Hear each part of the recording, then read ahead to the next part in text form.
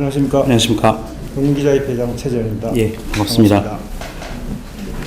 용인기자협회에서는 제21대 국회의원 선거 용인 지역에 출마할 후보 상대로 유권자들의 알 권리를 충족하기 위해 정당별로 인터뷰를 실시하고 있습니다. 이에 용인 을 지역구에 출마하신 미래통합당 이원석 후보님을 모시고 인터뷰를 시작하도록 하겠습니다. 용인 을 지역에 출마한 동기부터 말씀해 주십시오. 예, 인사드리겠습니다.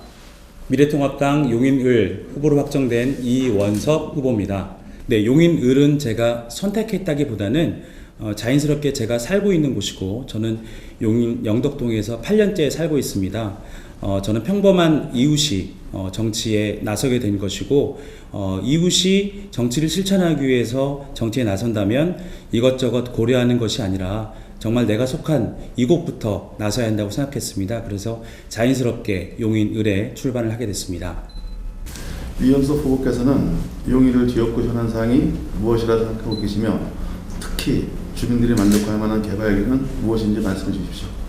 예, 용인을 뿐만 아니라 용인의 전체적으로 용인은 성장통을 앓고 있다고 생각합니다.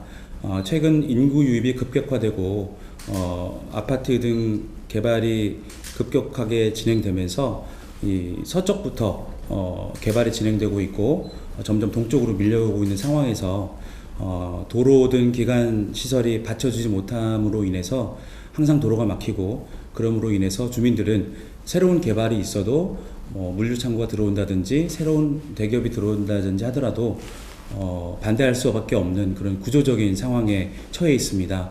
그래서 그런 성장통을 앓고 있는 그 용인 지역의 대표적인 문제인 교통 문제를 먼저 현안 문제로 꼽고 싶습니다. 교통 문제를 해결하기 위해서 일단 기존에 예정되어 있는 철도 사업들, 용인 경전철 기흥역부터 광교 중앙역의 연결 노선과 분당선 기흥역에서 동탄 오산을 연결하는 철도 노선 조기 착공이 진행될 수 있도록 노력하겠습니다.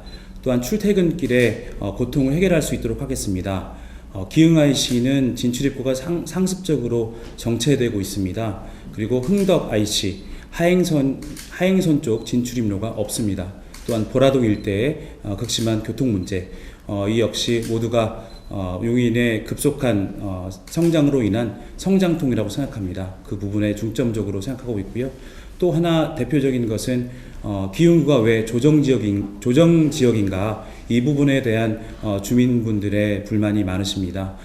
물론 일부 동은 조정지역으로 지정될 만큼 집값이 많이 오른 면이 있지만 그렇지 않은 다른 동들은 10년 전보다 집값이 하락한 부분도 있는데 어떻게 같이 구 단위로 조정지역이 묶이면서 많은 피해를 보고 계십니다. 그래서 최소한 조정지역은 동 단위로 세분화해서 핀셋 규제가 적합하다, 이런 생각을 가지고 있습니다. 또한 신갈 저수지를 세계적인 호수공원으로 조성할 수 있도록 노력하겠습니다.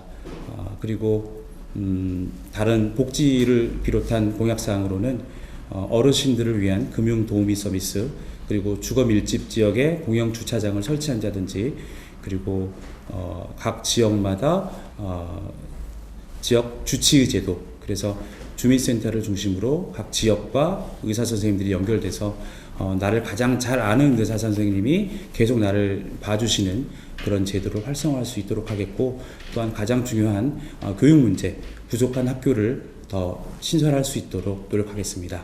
그 용인 을 지역에는 그 상대 후보가 3선에 도전하는 베테랑 후보로 알고 있습니다. 우리 이원석 후보께서는 정치 신인으로서 그 유권자들한테 인지도 면에서 불리할 텐데, 이런 부분을 어떻게 해결할 건지 특별한 전략이 있으면 말씀해 주십시오. 예, 정치 신인으로서 인지도가 낮은 건 당연한 이치입니다. 하지만 현재까지 양당 구도의 경쟁이 예상되는 바 양당 구도화에서의 인지도는 크게 문제가 되지 않는다고 생각합니다. 더욱이 인지도가 아직 없다는 것은 그만큼 신선하다는 반증이기도 합니다.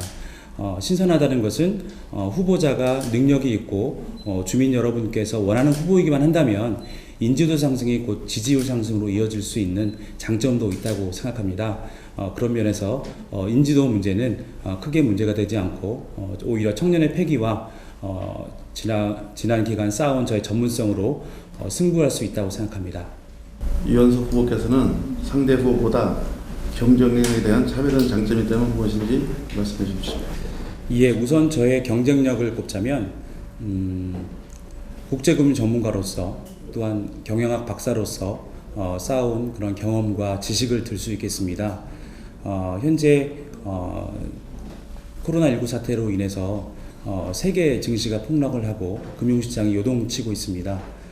현재 이런 금융의 어려움은 이전에 IMF나 리만 브러더스 사태와는 비교할 수 없을 정도로 아주 심각한 상황입니다.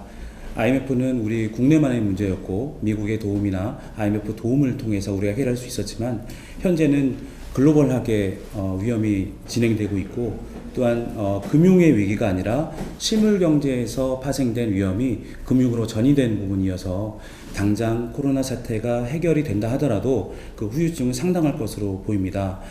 전문가들의 의견에 따르면 최소 1, 2년, 길게는 3, 4년까지 그 후유증이 이어질 것으로 보이는데 이때야말로 국제금융 전문가인 저의 장점이 발휘될 수 있는 때라고 생각합니다. 과거 8년과는 아주 다른 4년이 기다리고 있습니다. 이 상황에서 전문가의 시각으로 정치가 경제의 발목을 잡는 것이 아니라 경제가 발전할 수 있도록 물꼬를 터줄 수 있는 그런 정치 세력의 등장이 우리나라 경제의 발전, 우리나라 앞날을 밝게 할 것이라고 생각합니다. 그 용인을 지역에 그 미래통합당의 그 경선을 두고 그 조금 소란이 있은 걸 알고 있습니다. 먼저 그 처음에 준비했던 두 분이 있었고, 그 다음에 이제 그 나중에 이현수 후보께서 지금 다시 합류를 하셨는데, 그런 것들이 그 유권자나 시민들이 명확하게 모르고 있어서 그 부분에 대해서 간단하게 좀 말씀해 주시죠. 예. 네. 처음 용인을 지역은 청년 전략지구, 청년 벨트로 묶이면서 제가 퓨처메이커로 다른 14분과 함께 15명 중에 한 명으로 선정이 됐습니다. 저는 처음부터 공천을 신청한 곳이 용인 을 지역이어서 다른 두 분이 먼저 공천 신청하고 제가 나중에 한 게 아니라 처음부터 저는 용인 을 지역에 공천을 신청했었고 당에서 결정을 해서 용인 을 지역은 청년의 패기가 필요한 곳이다. 그래서 청년 벨트 지역으로 분류하게 됐고 저는 그 와중에 청년 퓨처메이커로 경쟁력을 인정받아서 퓨처메이커로 선정이 된 사항이었습니다. 그래서 공천을 확정을 기다리고 있는 중에 갑자기 경선적으로 다시 재분류가 되면서 기존의 당협위원장과 경선을 하게 됐습니다.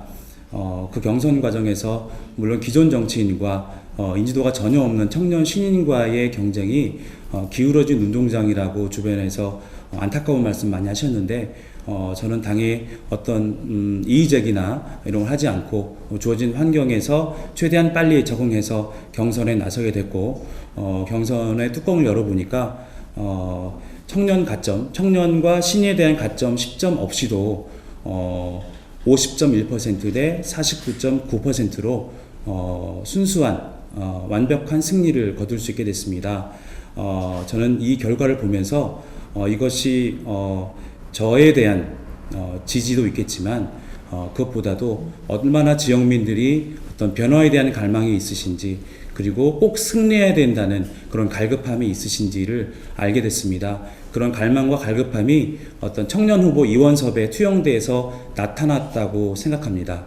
그래서 그 뜻을 잘 받들기 위해서 최선을 다하고 있고 그 본선에서도 반드시 승리할 것이라고 믿고 있습니다. 또한 이번 경선 과정에서 봤듯이 저는 두 번의 선택을 받았습니다.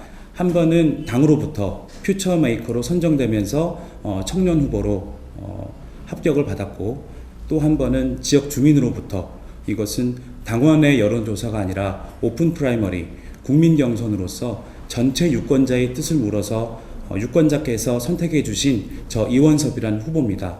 이렇게 당으로부터 그리고 지역 유권자로부터 두 번의 선택을 이미 받은 청년 후보 이원섭입니다. 여러분 본선에서도 꼭 청년 후보 이원섭 지지 부탁드립니다. 네, 그 마지막으로 유권자들에게 꼭 하고 싶은 말씀이 있으면 말씀해 주십시오. 유권자 여러분, 저는 지난 8년간 용인에 살아온 이웃입니다. 그 이웃의 시각에서 우리 용인을 바라봤을 때 참 아쉬운 부분이 많았고 정말 이웃의 한 사람으로서 그 아쉬운 부분을 해결하고 노력했을 때 힘에 부치는 것들을 많이 느꼈습니다. 그런 경험들이 모여서 저를 이 자리에 나오게 한 게 아닌가 싶습니다. 이렇게 평범한 이웃이 정치에 나선 것은 그동안의 우리 정치가 그들만의 리그에서 그들만의 특권과 반칙으로 그들만의 성을 쌓은 것에 원인이 있다고 생각합니다. 이제는 바뀌어야 한다고 생각합니다. 과거에 직업이 정치인이었기 때문에 앞으로도 정치를 하는 것이 아니라 과거에 직장인이었고 과거에 공부를 열심히 했고 과거에 사업에 성공을 했고 과거에 여러 분야에서 성공한 경험을 바탕으로 그 경험을 이웃 주민과 나눌 수 있는 사람들이 나서서 이 정치를 앞장서서 나가야 한다고 생각합니다. 그럴 때 그런 순환이 계속 이어지면서 우리 정치의 선순환이 이루어지지 않을까 하는 생각이 들었습니다. 주권자 여러분, 저는 이웃이기도 하지만 또한 전문성을 가지고 있는 국제경제 전문가입니다. 앞으로 다가올 4년은 이전과 비교할 수 없는 어려운 난관들이 기다리고 있습니다. 현명한 선택으로 우리 나라의 앞날을, 우리 지역의 앞날을 결정해 주시기를 부탁드리겠습니다. 감사합니다.